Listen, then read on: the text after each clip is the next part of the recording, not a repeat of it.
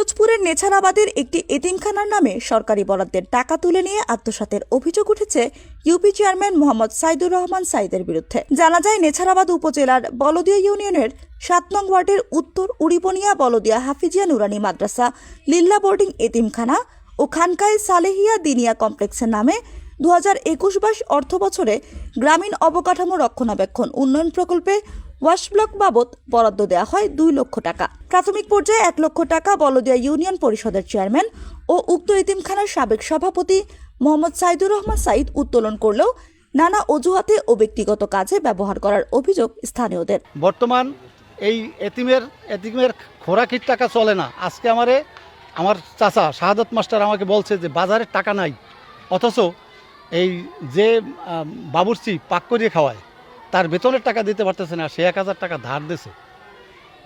অত্যন্ত দুঃখের কথা। অথচ কমিটির সেই ফান্ডের টাকা কমিটির সভাপতির কাছে। আমাদের মাদ্রাসায় একটা বাথরুম পাস হয়েছে ২ লক্ষ টাকা বরাদ্দ, কিন্তু সেটার কোনো কাজ এখন পর্যন্ত আদৌ পর্যন্ত হয় নাই এবং শুনছি ১ লক্ষ টাকা উঠাইছে, এই এতটুকু জানি আমরা আর কি। কে উঠাইছে এটা? আমাদের মাদ্রাসা সভাপতি। সভাপতির নাম কি? চেয়ারম্যান মোহাম্মদ সাইদুর রহমান। এছাড়াও তিনি একই প্রতিষ্ঠানের এতিমদের জন্য সরকারি বরাদ্দকৃত ২,২৩,০০০ টাকা আত্মসাৎ করে প্রতিষ্ঠানে জমা না দেওয়ার অভিযোগ করেছে স্থানীয়রা। রানিং চেয়ারম্যান জনাব সাইদুর রহমান সাহেব, তো উনি আমাদের সাবেক কমিটির সেক্রেটারির কাছ থেকে ২ লক্ষ প্লাস টাকা নিছে। এর পরবর্তীতে এই সরকার পরিবর্তন হওয়ার পরে কমিটি হয়েছে প্রায় ৩ থেকে ৪ মাস হয়েছে, কিন্তু এখন পর্যন্ত নতুন কমিটি এবং আমরা এখন পর্যন্ত টাকা বুঝি পাইনি।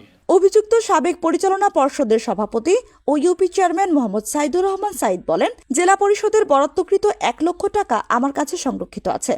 ওই টাকা ২-১ দিনের মধ্যেই ম্যানেজিং কমিটির কাছে হস্তান্তর করা হবে। কিন্তু এতিমদের জন্য বরাদ্দকৃত ২,২৩,০০০ টাকার হিসেব ঠিক নেই, শুধুমাত্র ২৩,০০০ টাকা থাকতে পারে। কমিটির সাবেক সাধারণ সম্পাদক মোহাম্মদ জাহাঙ্গীর হোসেন দফাদারের সাথে বসে হিসাব বিকাশ করে প্রকৃত যে টাকা আমার কাছে সংগ্রহিত আছে সেটা অবশ্যই জমা দেওয়া হবে। বাথরুম করার জন্য আমি একটা জেলা পরিষদে একটা বরাদ্দ দিয়েছিলাম, সেই বরাদ্দ থেকে ২ লাখ টাকার ১ লাখ টাকা পাইছিলাম ওই লেট্রিনে কাজ ধরবো। এই যে কাজটা ধরা হয় না এই বহুতেই।